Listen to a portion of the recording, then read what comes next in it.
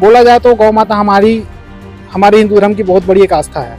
उसमें हमारी 33 कोटि देवी देवता निवास करते हैं और हमारी भावनाओं को ठेस पहुंचाने के लिए विशेष समुदाय के लोग, इनकी मानसिकता इतनी गिरी हुई है, इस तरीके का घटिया कार्य लोग कर रहे हैं जिसे मुझे समाज में बताने में भी अपने आप में एक शर्म है। हैवानियत, वहशी, ये तो मतलब आप सोचो, जब पशुओं के लिए उनकी मानसिकता ये है तो आप समझ सकते हो कि ना उनको बच्चा दिखेगा, ना उनको बालक दिखेगा, ना लड़की सीसीटीवी दिखेगा। कैमरे के सामने इस कृत्य को करना क्या ये दर्शाता है कि वो लोग चाहते हैं कि वो सारी चीजें जो मंजर है वो सीसीटीवी में कैद हो जाए? बिल्कुल चाहते हैं।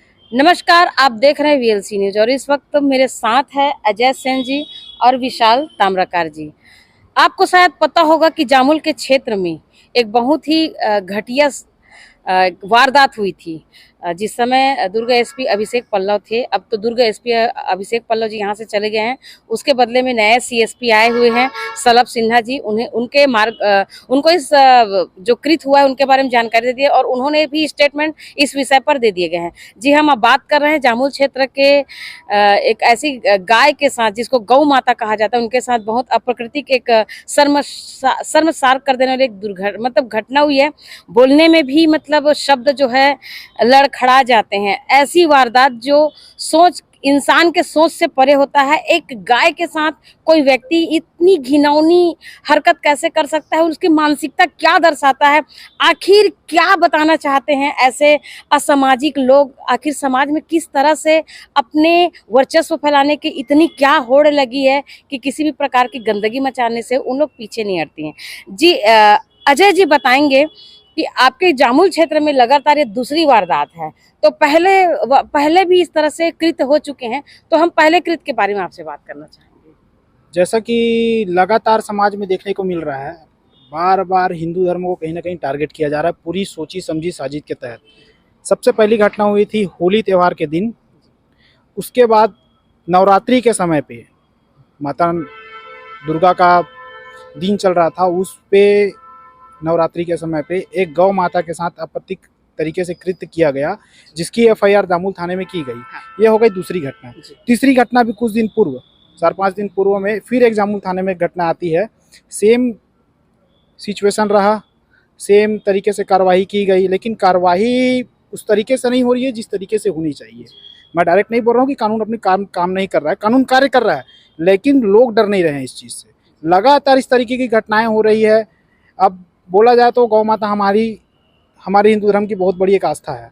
उसमें हमारी 33 कोटि देवी देवता निवास करते हैं और हमारी भावनाओं को ठेस पहुंचाने के लिए विशेष समुदाय के लोग, इनकी मानसिकता इतनी गिरी हुई है, इस तरीके का घटिया कार्य लोग कर रहे हैं जिसे मुझे समाज में बताने में भी अपने आप में एक शर्म महसूस हो रहा है, जिसका जिक्र करने में भी शायद मैं शब्द ना मिल पाए। ये कब की घटना है सिंह जी? ये सोमवार की घटना है। सोमवार की घटना। हुआ हुआ क्या था, क्या जानकारी मिली आपको? जानकारी ये मिली कि एक व्यक्ति है विशेष समुदाय का, वह गौ माता के साथ में घटिया हरकत करता हुआ पाया गया, एक सीसीटीवी कैमरे में कैद हुई है। और इसके जो पूर्व में एक घटना हुई थी सुंदर विहार कॉलोनी करके है जामुल क्षेत्र में, वहाँ एक घटना हुई थी जिसका स्वयं वीडियो मैंने अपने फ़ोन से बनाया था और नाम नहीं मालूम था उस व्यक्ति का मेरे को। मैंने अज्ञात के ऊपर एफआईआर किया था। जामुल थाने ने हफ्ते भर के अंदर उसको गिरफ्तार करके जेल भेज दिया, अभी भी वो जेल में है। किस तरह की अपराध दर्ज हुआ था उसके ऊपर? 377 वगैरह धाराएं लगी थी और 294 वगैरह भी लगा था, जो धर्म से जुड़ा हुआ है, जो हमारे धर्म को ठेस पहुंचाता है, उसमें भी मैंने। और लगातार इस तरीके की घटनाएं हमारे सामने आ रही, तो कहीं ना कहीं हमारे समाज के लिए, हमारे धर्म के लिए। लेकिन देखा यह जा रहा है कि जामुल क्षेत्र में ये दूसरी घटना है, इस पर क्या कहना है आपका? क्योंकि आप भी वहाँ के एक नेता के रूप में वहाँ पर हुआ और आपका क्षेत्र का मामला है। लोगों की मानसिकता ऐसी हो सकती है, मुझे मालूम नहीं था, लेकिन लगातार ये लोग किस चीज को लेकर टारगेट कर रहे हैं, क्या जाहिर करना चाह रहे हैं समाज में, एक सोचनीय विषय है। अभी आप लोग क्या चाहते हैं इस तरह से कृत्य के लिए? चूंकि इस केस को अभिषेक पल्लव जी देख रहे थे, जो हमारे दुर्ग एसपी थे, अब उनका ट्रांसफर हो चुका है, अब नए एसपी आए हैं। इस पूरे रूपरेखा को पहले उनको समझना पड़ेगा, तो इस पर आपका क्या कहना है? रूपरेखा समझने लायक तो कुछ है नहीं। ऑलरेडी सीसीटीवी कैमरे में वो व्यक्ति कैद है, उसकी घटनाएं ये कैद है, उसकी हरकतें कैद है। तो मुझे नहीं लगता ये जांच का विषय है या इसमें समझने का विषय है। इसमें तो डायरेक्ट फांसी की सजा होनी चाहिए। क्योंकि इस विषय पे ना दुर्ग एसपी जो अभी नया आए हैं उस पर चर्चा हो चुकी है। जी। उन्होंने स्पष्ट इस बात को बोले हैं कि उचित कार्रवाई की जाएगी। कार्रवाई तो हो जाएगी, लेकिन मानसिकता क्या दर्शाता है लोगों का? मानसिकता तो अब मुझे बोलने में भी शर्म आ रही है इस जी। विषय को लेकर के। ताम्रकार जी, जिस तरह से समाज में इस तरह से कृत्य जो है बढ़ता चला जा रहा है, इस पर आपका क्या कहना है?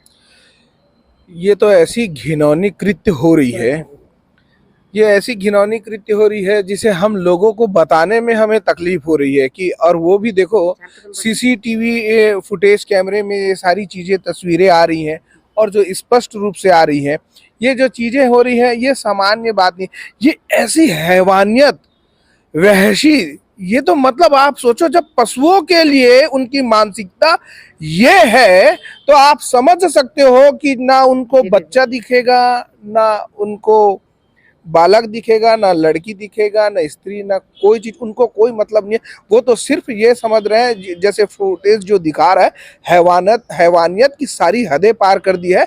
हम लोगों को क्या है ना, जैसे समाज में ऐसी जागरूकता फैलाने की जरूरत है, नशीली पदार्थों का जो सेवन हो रहा है धड़ल्ले से, इन पर रोक लगाने की जरूरत है। इस पर कैसे बैठे, क्या रूपरेखा बनाए, सामाजिक स्तर में ये संपूर्ण रूप को रख कर विशेष चर्चा करने की आवश्यकता है, क्योंकि ऐसे कृत्य एक बार हो समझ आ रहा है, फिर दोबारा हो, ज्यादा टाइम हुआ भी नहीं है, फिर से दोबारा हो रहा है।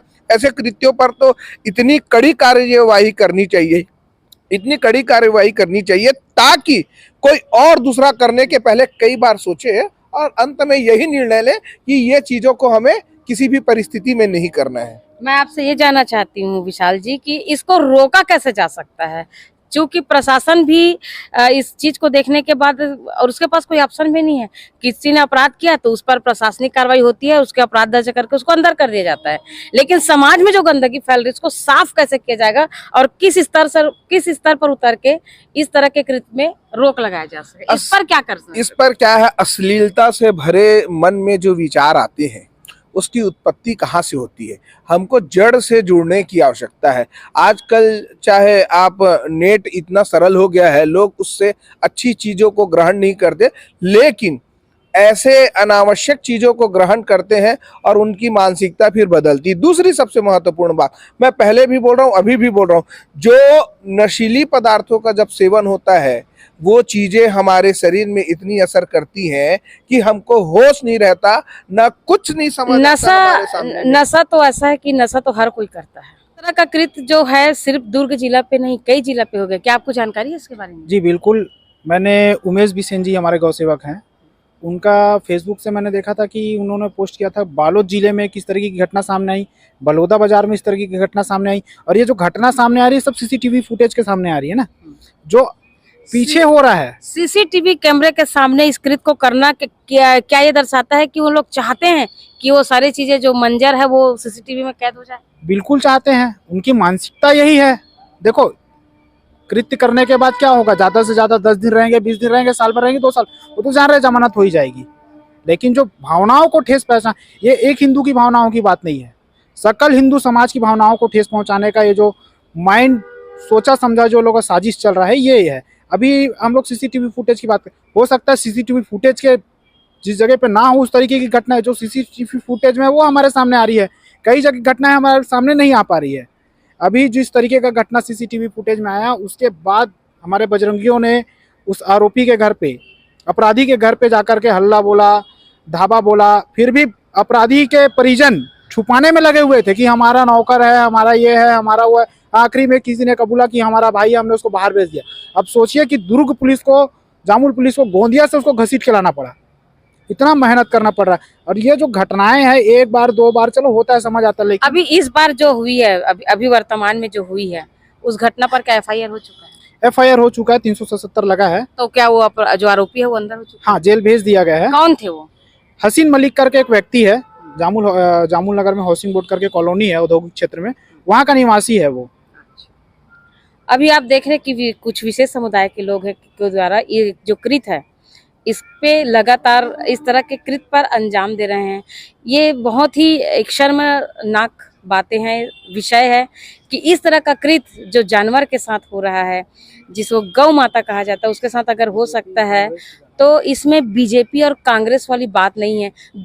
जिनका विचारधारा अगर इस तरह से, चाहे व्यक्ति कोई भी हो, किसी भी समाज, किसी भी समुदाय का हो, अगर इस तरह का कृत्य अगर पाया जाता है तो उस पर वाकई में ऐसे नकल कस देने वाले, ऐसे उनके ऊपर धारा लागू करना चाहिए जहां पर जमानत भी ना हो, ताकि लोगों को ये बात पता चल सके कि मानव और इंसान और जानवर की जो फर्क है, प्रकृति ने कुछ सोच के बनाया है, जिसको इन लोग जो है घटनाओं को जिस तरह से अंजाम दे रहे हैं, ये सारे कृत्य ना हो पाए, लोगों के अंदर ये डर बना रहे शासन प्रशासन का। हर खबर के लिए बने रही वीएलसी के साथ, तब तक के लिए नमस्कार।